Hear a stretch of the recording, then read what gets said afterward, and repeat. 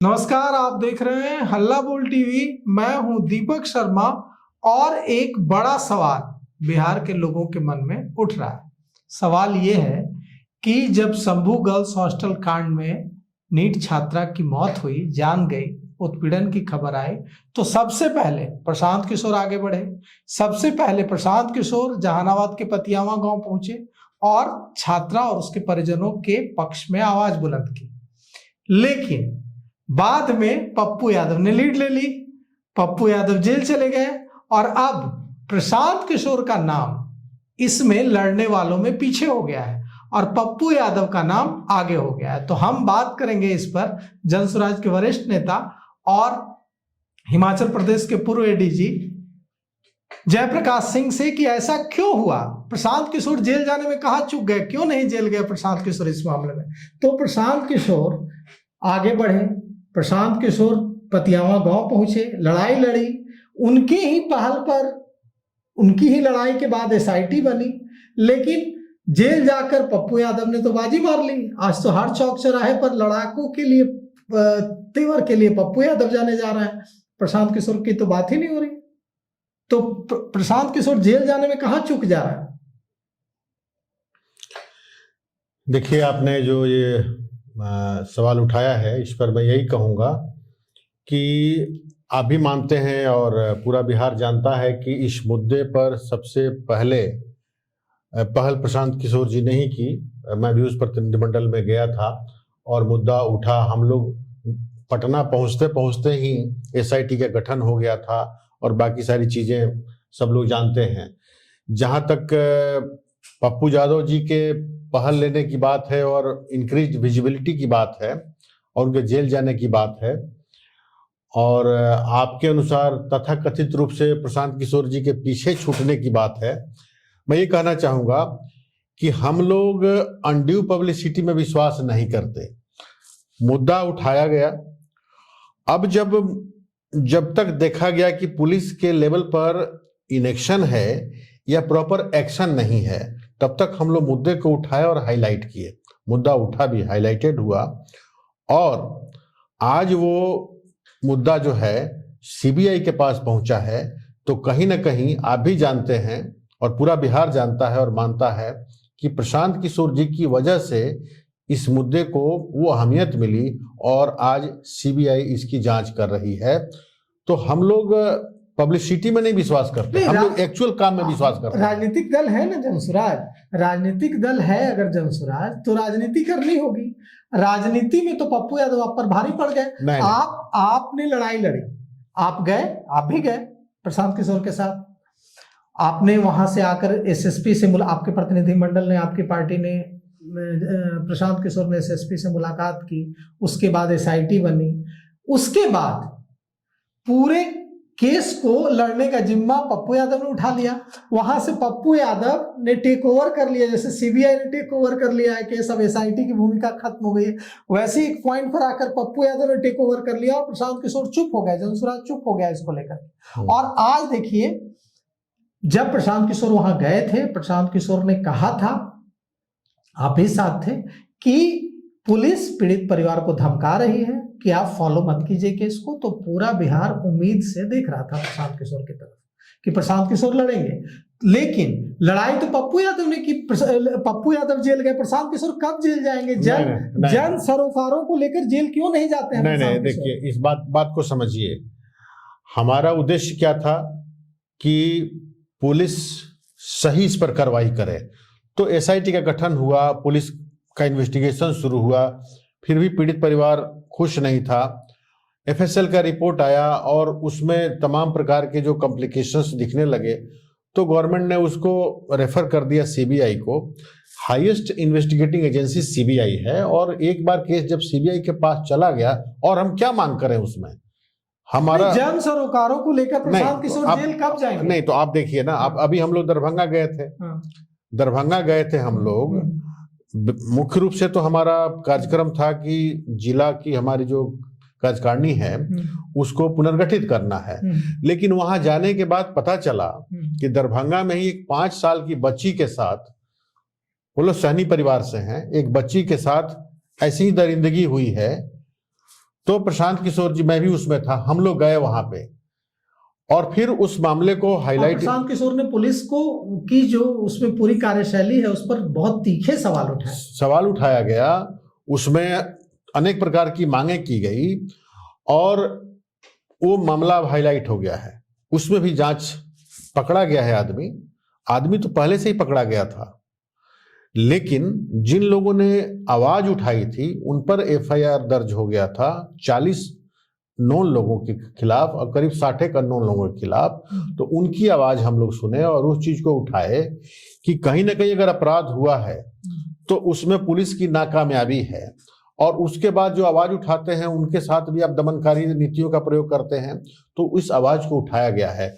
अगली बार हम जिस जिला में जाएंगे वहां कोई इस तरह की घटना है तो वहां भी प्रशांत किशोर जाते हैं। हाँ, यही तो सवाल है। नहीं, सवाल यही है कि क्या प्रशांत किशोर को जेल जाने से डर लगता है? नहीं, सवाल वो नहीं डर है। नहीं लगता। अच्छा, आप तो उनके साथ हमेशा रहते हैं, घूमते हैं, मीटिंग्स में हिस्सा लेते हैं, प्रशांत किशोर को जेल जाने से डर लगता है क्या? क्यों डर लगेगा? राजनीति में है तो जेल जाने से डरने की कोई बात नहीं है। सवाल ये है कि जिस मुद्दे को हम बिना जेल जाए हम हल कर रहे हैं, उसके लिए केवल राजनीतिक दिखावेपन के लिए जेल जाना जरूरी है क्या? आपको क्या लगता है कि पप्पू यादव राजनीतिक दिखावेपन के लिए जेल मैं उन पर नहीं गया? नहीं, मैं उन पर कोई कमेंट नहीं करूंगा, लेकिन प्रशांत किशोर जी जहां जरूरत हुआ वहां पे दरभंगा तो गए, दरभंगा में गए ना, उस पीड़ित परिवार से मिले। उसी तरह से हम अन्य जगह भी जा रहे हैं। तो हमारी प्राथमिकता में ये नहीं है कि हम सबसे ज्यादा मीडिया पर दिखें, चाहे उसकी जरूरत हो या ना हो, वो हमारी प्राथमिकता में नहीं है। टू दी पॉइंट हम काम करें, जहां पीड़ित की आवाज बननी है हम आवाज बने, जहां नाइंसाफी के खिलाफ आवाज उठाना है हम आवाज उठाएं, और भी तो हमें पार्टी के संगठन पर भी तो काम करना है। कई जो सिस्टम में रह चुके ताकतवर लोग हैं वो ऑफ द रिकॉर्ड कहते हैं कि प्रशांत किशोर इतने ताकतवर हैं कि वो जितना बोल देते हैं सरकार के खिलाफ, सिस्टम के खिलाफ, कभी कभी जुडिशियरी के खिलाफ, उतना अगर कोई दूसरा बोल दे तो 24 घंटे में वो जेल की सलाखों के पीछे हो।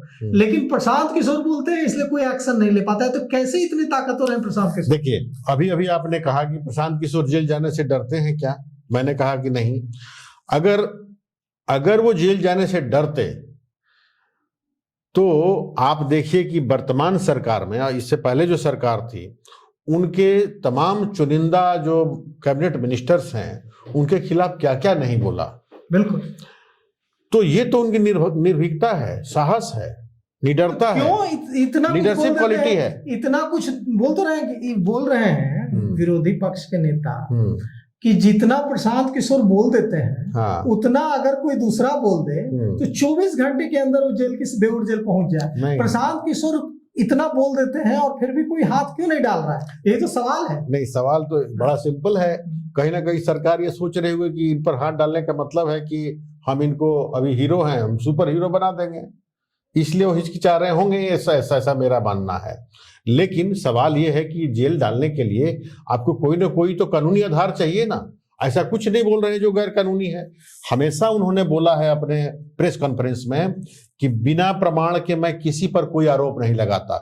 जब तक मेरे पास प्रमाण नहीं आता, प्रमाणों का हम लोग आकलन नहीं करते। प्रशांत किशोर ने तो कह दिया, प्रशांत किशोर ने कहा कि मुझे ऐसा प्रतीत होता है कि शंभू गर्ल्स हॉस्टल कांड में बड़े लोग शामिल हैं। तो अगर प्रशांत किशोर को ऐसा प्रतीत हो रहा है कि शंभू गर्ल्स हॉस्टल कांड में जो छात्रा के साथ उत्पीड़न हुआ, छात्रा की जान ली गई, इसमें बड़े लोग शामिल हैं, तो उन बड़े लोगों के नाम का खुलासा का दायित्व नहीं है प्रशांत किशोर पर?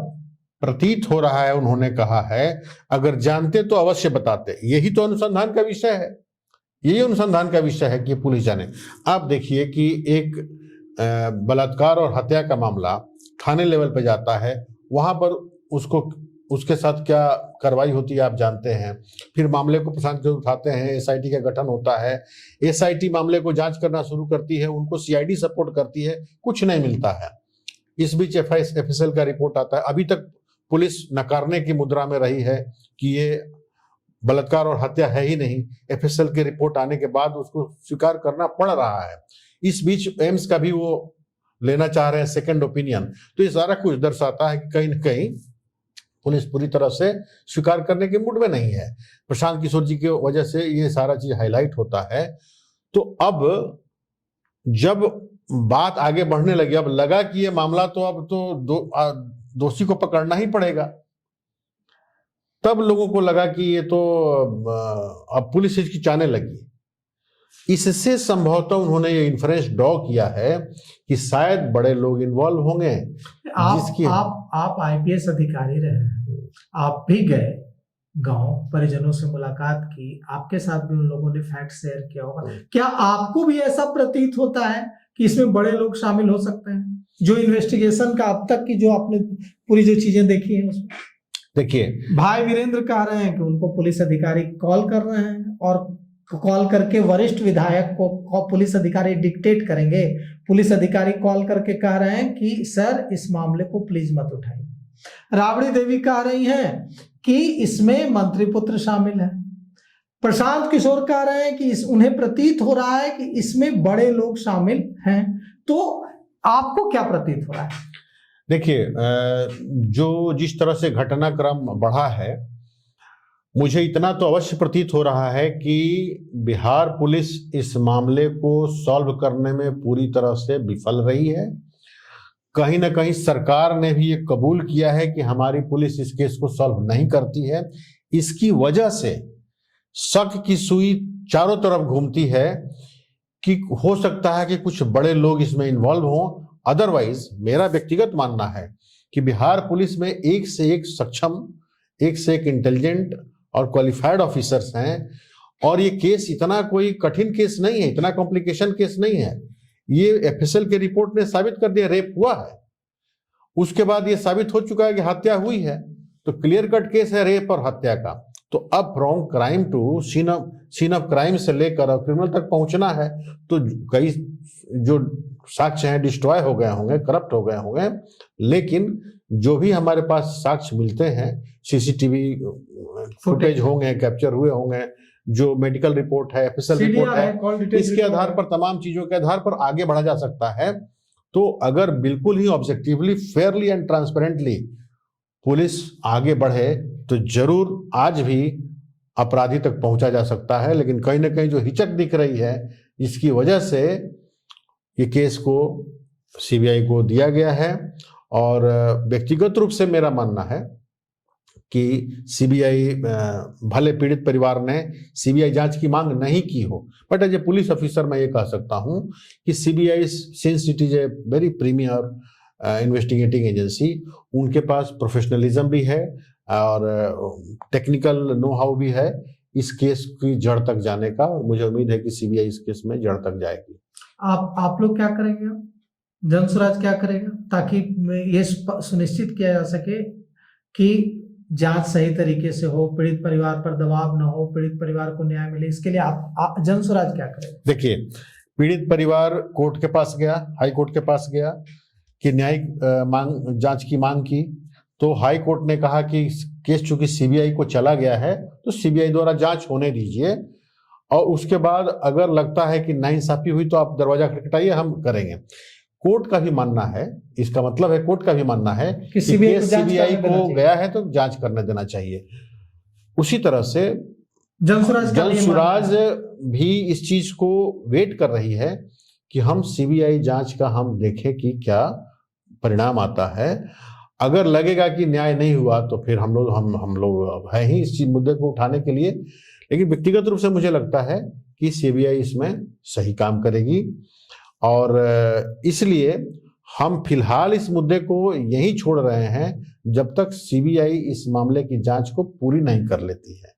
देखिए, प्रशांत किशोर पर हम लोगों ने बात की, आप तो आईपीएस ऑफिसर रहे, आपको जेल जाने से डर लगता है कि नहीं? आप जब ऑफिसर की नौकरी छोड़ करके, भारतीय पुलिस सेवा की नौकरी छोड़ करके बिहार की सड़कों पर जिंदाबाद करने उतरे हैं, तो नौबत आ ही सकती है कभी कि जेल जाने भाई मैं उसके लिए तैयार है ना आईपीएस ऑफिसर? मैं आपको बता रहा हूं, मैं 10 जुलाई 2025 को आईपीएस छोड़ा, 18 जुलाई 2025 को जनसुराज पार्टी ज्वाइन किया, और 23 जुलाई 2025 को मुझे लाठी लग गई थी।